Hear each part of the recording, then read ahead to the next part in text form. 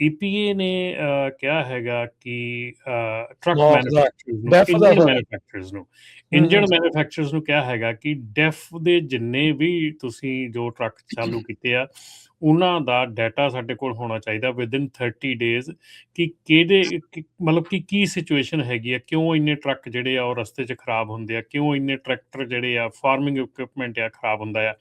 ਮੇਰੇ ਖਿਆਲ ਦੇ ਵਿੱਚ ਇਹ ਫਾਈਨਲੀ ਬਹੁਤ ਵੱਡਾ ਸਟੈਪ ਹੈਗਾ ਜਿਹਦੇ 'ਚ ਕਿ ਅਕਾਊਂਟੇਬਿਲਿਟੀ ਜਿਹੜੀ ਆ ਉਹ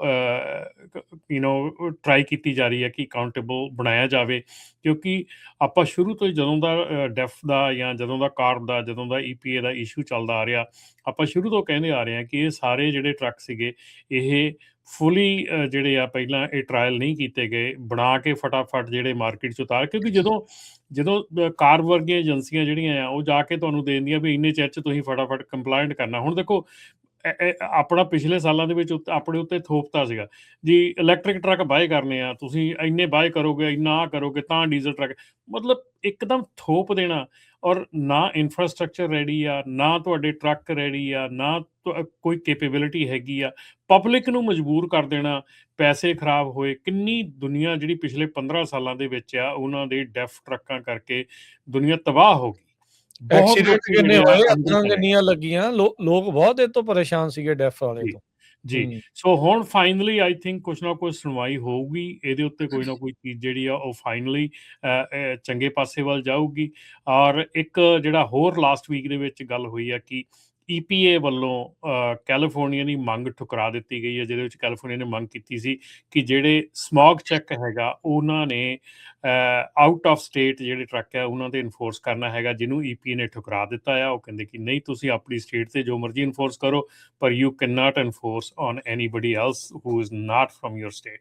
ਸੋ ਇਹ ਵੀ ਇੱਕ ਵੱਡੀ ਖਬਰ ਹੈਗੀ ਆ। ਸੋ ਇਹਨਾਂ ਦੋਨੋਂ ਖਬਰਾਂ ਨੂੰ ਮਿਲਾ ਕੇ ਜੇ ਦੇਖਿਆ ਜਾਵੇ ਤੇ EPA ਦੇ ਉੱਤੇ ਵੀ ਜਿਹੜਾ ਆ ਉਹ EPA ਵੱਲੋਂ ਜਿਹੜੀ ਆ ਕਾਰਪ ਦੇ ਉੱਤੇ ਵੀ ਜਿਹੜੀ ਆ ਕਾਫੀ ਜਿਹੜੀ ਸ਼ਿਕੰਜਾ ਦੱਸਿਆ ਗਿਆ। ਜਿਹੜਾ ਉਹਨਾਂ ਨੇ ਸ਼ਿਕੰਜਾ ਕੱਸਿਆ ਸੀ ਉਹਨੂੰ ਢਿੱਲਿਆਂ ਕੀਤਾ ਬੇਸਿਕਲੀ EPA ਵਾਲੇ। ਲੀ ਜ਼ੈਲਡਨ ਕਹਿੰਦੇ ਵੀ ਉਹਨਾਂ ਦਾ ਇਹ ਬਿਆਨ ਆ ਵੀ ਕਹਿੰਦੇ ਵੀ ਮੈਂ 50 ਸਟੇਟਸ ਦੇ ਵਿੱਚ ਪਹਿਲੇ ਸਾਲ 'ਚ ਘੁੰਮਿਆ ਐਜ਼ EPA ਐਡਮਿਨਿਸਟ੍ਰੇਟਰ, ਤੇ ਡੈਫ ਦੀਆਂ ਜਿੰਨੀਆਂ ਕੁ ਭੈੜੀਆਂ ਤੇ ਡਿਜ਼ਾਸਟਰ ਸਟੋਰੀਜ਼ ਮੈਂ ਸੁਣੀਆਂ ਆ, ਇਸੇ ਲਈ ਮੈਂ ਹੁਣ ਮੰਗ ਕਰ ਰਿਹਾ ਵੀ ਨਾਲ ਦੇ ਨਾਲ ਜਿੰਨੇ ਵੀ ਮੈਨੂਫੈਕਚਰਰ ਆ ਉਹ ਦੱਸੋ 30 ਦਿਨਾਂ ਦੇ ਵਿੱਚ ਇਹਦੇ ਨਾਲ ਤੁਸੀਂ ਕੀਤਾ ਕੀ ਆ, ਫਰਕ ਅਸਲ 'ਚ ਪਿਆ ਕੀ ਆ। ਕਹਿੰਦੇ ਵੀ ਟਰੱਕਰ, ਫਾਰਮਰਸ ਤੇ ਜਿਹੜੇ ਅਦਰਸ ਆ ਉਹ ਉਹਨਾਂ ਦੇ ਬਿਹਾਫ ਦੇ ਉੱਤੇ ਅਸੀਂ ਜਿਹੜਾ ਆ ਇਹ ਕੰਮ ਕਰ ਰਹੇ ਆ। ਤੇ ਇਹ ਮੈਨੂੰ ਲੱਗਦਾ ਜਿੱਦਾਂ ਤੁਸੀਂ ਕਿਹਾ ਵੀ ਇਹ ਚੰਗਾ ਜਿਹੜਾ ਇਹ ਕਦਮ ਆ। ਕੰਪਲਾਇੰਸ ਦੇ ਨਾਂ ਦੇ ਉੱਤੇ ਲੋਕਾਂ ਨੂੰ ਆਊਟ ਆਫ ਬਿਜ਼ਨਸ ਕਰ ਦਿੱਤਾ ਗਿਆ, ਲੋਕਾਂ ਨੂੰ ਜਿਹੜਾ ਉਹ ਬਾਹਰ ਕਰ ਦਿੱਤਾ ਗਿਆ ਜਾਂ ਇੰਨਾ ਕੁ ਮਹਿੰਗਾ ਕਰ ਦਿੱਤਾ ਗਿਆ ਵੀ ਉਹਨਾਂ ਲਈ ਸਰਵਾਈਵ ਕਰਨਾ ਔਖਾ ਹੋ ਗਿਆ।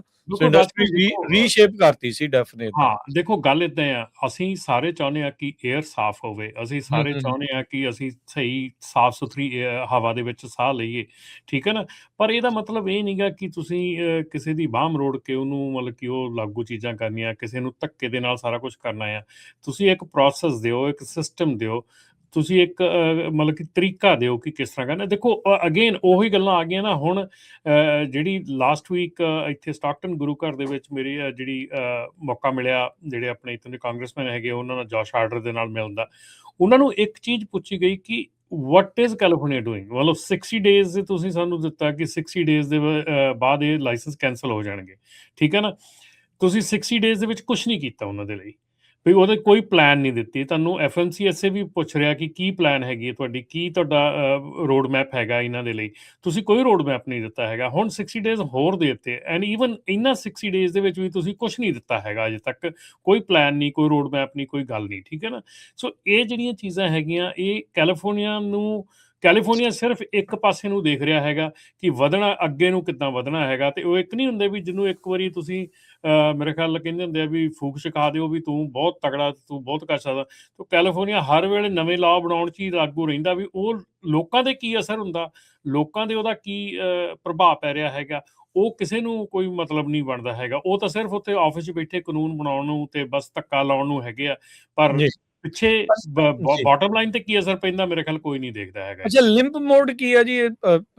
ਜਿਹੜਾ ਡੀਜ਼ਲ ਇੰਜਨਸ ਦਾ ਜਿਹੜਾ ਲਿੰਪ ਮੋਡ ਆ ਉਹ ਕਹਿੰਦੇ ਵੀ EPA ਐਲੀਮੀਨੇਟ ਕਰ ਸਕਦਾ ਹੈ, ਡੈਫ ਵਾਲਾ ਹੀ ਆ। ਸੋ ਇਹ ਮੈਨੂੰ ਲੱਗਦਾ ਜਦੋਂ ਡੈਫ ਲੋ ਹੁੰਦਾ ਉਹਦੇ ਵਿੱਚ ਹੁੰਦਾ, ਫਿਰ ਇਹ ਟਰੱਕ ਜਾਂ ਟਰੈਕਟਰ ਚੱਲਦੇ ਨਹੀਂ ਹੁੰਦੇ ਜਦੋਂ ਲਿੰਪ ਮੋਡ ਦੇ ਵਿੱਚ ਆ ਜਾਂਦੇ ਆ?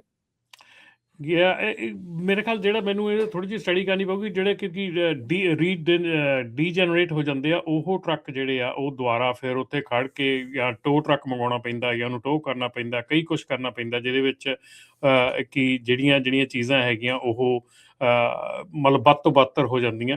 ਸੋ ਜੇ ਕੋਈ ਆਪਣਾ ਲਿਸਨਰ ਹੈਗਾ ਤੇ ਜ਼ਰੂਰ ਦੱਸਿਓ ਕਿ ਇਹਦਾ ਲਿੰਪ ਮੋਡ ਦਾ ਕੀ ਕਿਉਂਕਿ ਉਹ ਦਾ ਡਰਾਈਵ ਮੈਗਜ਼ੀਨ ਕਰ ਰਹੀ ਵੀ EPA ਐਲੀਮੀਨੇਟ ਕਰ ਸਕਦਾ ਹੈ ਲਿੰਪ ਮੋਡ ਨੂੰ ਡੀਜ਼ਲ ਟਰੱਕ ਦੇ ਵਿੱਚ ਜਦੋਂ ਲੋ ਆਨ ਹੁੰਦੇ ਆ ਡੈਫ ਦੇ ਉੱਤੇ। ਸੋ ਮੇਰੇ ਖਿਆਲ ਇਹ ਰਾਜਕਰਨ ਉਹੋ ਹੀ ਹੈਗਾ ਜਿਹੜਾ ਡੀਜਨਰੇਟ ਹੋ ਜਾਂਦਾ, ਚੱਲਦਾ ਨਹੀਂ ਆ ਮਤਲਬ ਫਿਰ। ਹਾਂਜੀ ਉਹ ਰੁਕ ਜਾਂਦਾ ਆ, 5 ਦੀ ਸਪੀਡ ਤੇ ਆ ਜਾਂਦਾ, ਰੁਕ ਜਾਂਦਾ ਟਰੱਕ। ਠੀਕ ਹੈ ਜੀ। ਹਾਂਜੀ।